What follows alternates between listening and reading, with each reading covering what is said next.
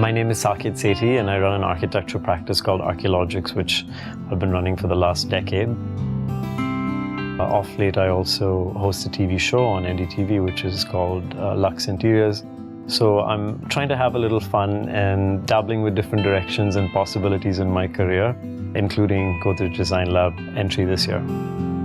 I think good design just makes sense immediately.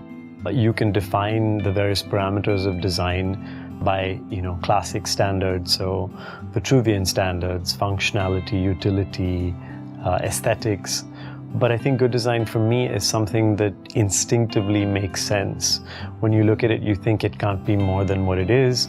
It fulfills a promise of what it intends to do. And I think it provides many subconscious feedbacks to the end user. How you can feel better with it in your life, what it means to you, and what value potentially a product can add to your life.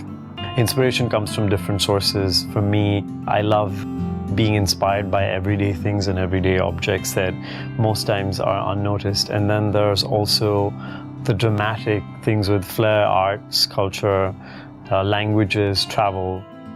Inspiration is something that is very wide-ranging. I don't think it has one particular form or one particular detail. I think a good product for me is one that has surprise and promise in it. A surprise in that it is different from what you've seen before, otherwise there's really no draw. And the promise is essentially the various aspects of what that product is going to do for you that it fulfills.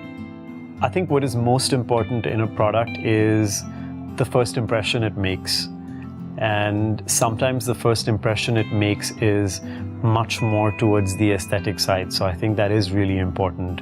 I would never compromise functionality for aesthetics, but I think it's okay if a product pretends or suggests that it is way more inconvenient or more exciting than it is functional. But I think a good product eventually honors all the various aspects, everything from cost to how it's used and how it intends to be part of someone's life.